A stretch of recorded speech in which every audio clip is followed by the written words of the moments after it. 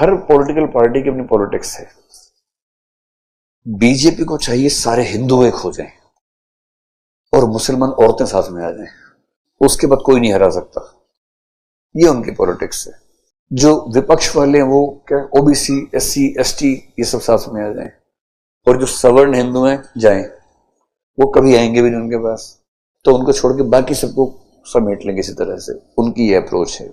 इससे मुलायम जी क्या बोलते थे, MY, मुस्लिम एंड यादव, क्योंकि वो जोड़ के हो रहा है, सरकार बन रही है पूरी, तो वो चाहिए।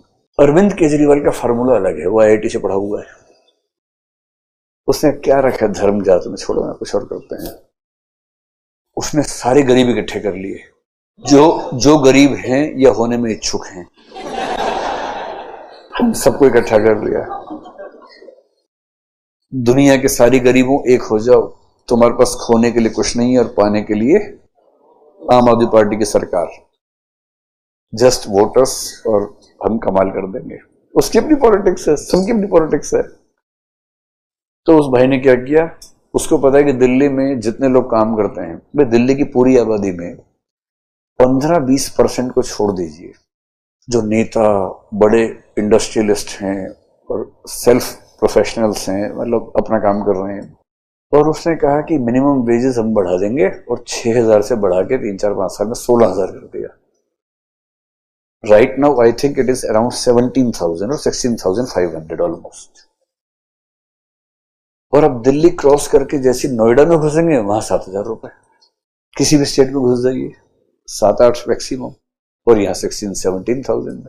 ऐसा नहीं कि सब लोग देते हैं, but any company which is working with all documents, जो छोटे छोटे, तो कोई चाय वाला बाहर है, आप चाय वाले के पास गए, आपने कहा छोटू 2 कप चाय दे दो, 2/3 चाय दे दो। फिर हमने छोटू से कहा, छोटू मिनिमम वेजेस मिलती हैं। छोटू ने कहा ये क्या होता है, आप वहां अप्लाई नहीं करवा पाएंगे, because neither this firm is registered nor this boy is getting salary through checks, so he has a lot of reasons to avoid. I mean, the owner of the shop has a lot of reasons to avoid. But any company working in formal mode, registered company, it will have to pay. तो करने वाले ये भी करते हैं कि 16,000 check से दिया और 5,000 रुपए कैश में वापस ले लिए। कई जगह ऐसा भी होता है। In the schools, this is very common. The teachers are appointed, the salary comes from the government, the salary which is coming in their account is maybe 60,000 rupees, and they are supposed to pay 30 or 40,000 rupees to the school just to be in the job. ये सब चीजें होती हैं, but at least this government took a stand कि हम सारे गरीबों की इनकम बढ़ा देंगे, और इससे गरीब लोग मस्त एकदम कि 17,000 से कम कोई दे नहीं सकता हमको, कंप्लेंट कर देंगे। स्कूल में EWS रिजर्वेशन को ठीक से अप्लाई करवा दिया, कितना भी ठीक से करवाएं घपला होता है उसमें, but at least this government took stand that the economically weaker section should be given opportunity in all the schools, 25% reservation. मोहल्ला क्लिनिक बनवा दिया, बसें फ्री कर दी महिलाओं के लिए, बिजली फ्री, पानी फ्री। अमीर आदमी को क्या फर्क पड़ता है बिजली फ्री, पानी फ्री? अमीर आदमी से पूछे तुम्हारा बिजली का बिल कितना आता है, आई डोंट नो, सब पता ही नहीं, हो जाता है पे। पानी का बिल पता ही नहीं कितना आता है। मिडिल क्लास वाले को आइडिया है, but he is able to manage. Lower class की ऐसी की तैसी हो जाती है बिजली पानी से, बिजली फ्री, पानी फ्री। मिडिल क्लास कह रही हम भी गरीब होंगे, हाँ हम भी गरीब होंगे। सीएम ने पूछा क्या आप चाहते हैं फ्री? सबने कहा हाँ हाँ, क्यों नहीं चाहते हैं, हम भी चाहते हैं, हम भी गरीब हैं। मोदी जी कह रहे हैं तुम सब्सिडी छोड़ दो, ये कह रहे सब लोग आ जाओ, सब लोग। और इससे क्या हुआ कि उसने ये माहौल बना दिया कि दिल्ली के सारे गरीब कह रहे हैं कि भाई दारू पियेंगे इस पार्टी की, वोट डालेंगे इस पार्टी को। और भाई साहब खुद भी कह रहे हैं वो दारू लेके आएंगे, छोड़ना मत, बस वोट डालना हमें, वोट लगेगा झालू पे। नाम सुकांत चंद्र है, मैं मुर्शिदाबाद जिला का बेलडंगा से आया हूँ। मेरा सवाल है इस्लाम और राजनीति में क्या फर्क है, मुझे ये जानना है। वैसे मैं जानना चाहता हूँ किधर खड़े हैं? इतना बड़ा सैलाब है इंसानों का, पूरा समुद्र है। सेकंड माइक्रोफोन किधर है? माशाल्लाह, उधर सेकंड माइक्रोफोन। जी हाँ, सेकंड माइक्रोफोन उधर है ना? हाँ हाँ। हाँ जी हाँ। भाई साहब का सवाल है कि वो जानना चाहते इस्लाम और राजनीति में फर्क क्या है। इस्लाम आता है लफ्ज़ सलाम से, जिसका मानी अमन, और कोई भी इंसान अगर अपनी ज़िंदगी अल्लाह सुब्हानहू व तआला के अहकामात के मुताबिक बसर करता है, उसे कहते हैं मुस्लिम। इस्लाम मतलब अमन हासिल करना अल्लाह सुब्हानहू व तआला के अहकामात पे अमल करने के बाद। राजनीति है जिसे कहते हैं अंग्रेजी में पॉलिटिक्स। पॉलिटिक्स से किस तरीके से राज को चलाना, राजनीति किस तरीके से राज को चलाना, किस तरीके से मुल्क को चलाना, देश को चलाना। इस्लाम एक मुकम्मल दीन है। Islam has the solution to all the problems of humanity. Islam एक मुकम्मल दीन है।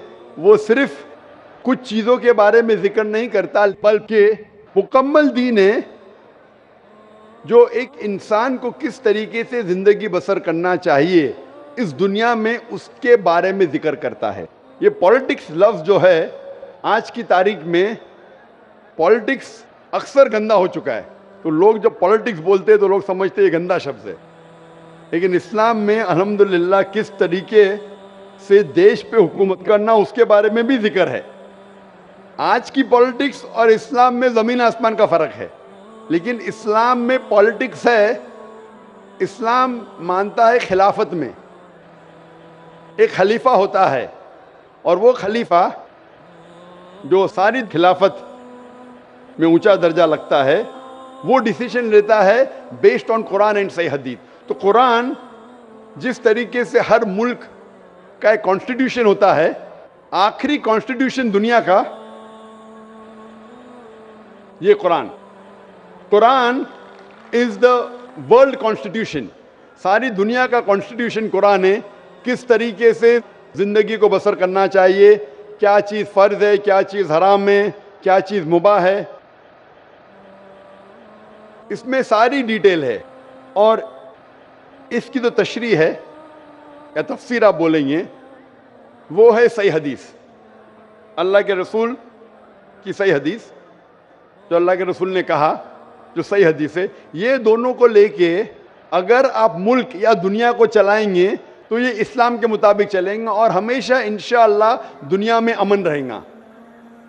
अफसोस की बात है कि आज दुनिया में एक भी मुल्क नहीं है जो मैं कह सकता हूं कि 100% कुरान और सही हदीस पे चल रहा है। एक वक्त था मोहम्मद सल्लल्लाहु अलैहि वसल्लम के दौर में, और उनके इंतकाल के बाद पहले 4 खुलफा राशिदीन, हज़रत अबू बकर, हज़रत उमर, हज़रत उस्मान, हज़रत Ali, may Allah be pleased with them all, ये दौर सबसे सुनहरा दौर था। और सही राजनीति आप जानना चाहते तो इनको देखिए, इनके दौर को देखिए, अल्लाह के रसूल और पहले 4 खुलफा राशिदीन के दौर। इनमें आपको सबसे बेहतरीन मिसाल मिलेंगी किस तरीके से हुकूमत करना चाहिए। ये सबसे अच्छी मिसाल है। अफसोस की बात है कि हम मुसलमान कुरान और सही हदीस से दूर हो गए, इसीलिए हम पीछे हो गए। इंशाअल्लाह मुसलमान जब कुरान और सही हदीस के करीब आएंगे तो इंशाअल्लाह फिर से ऊंचाई पे आएंगे।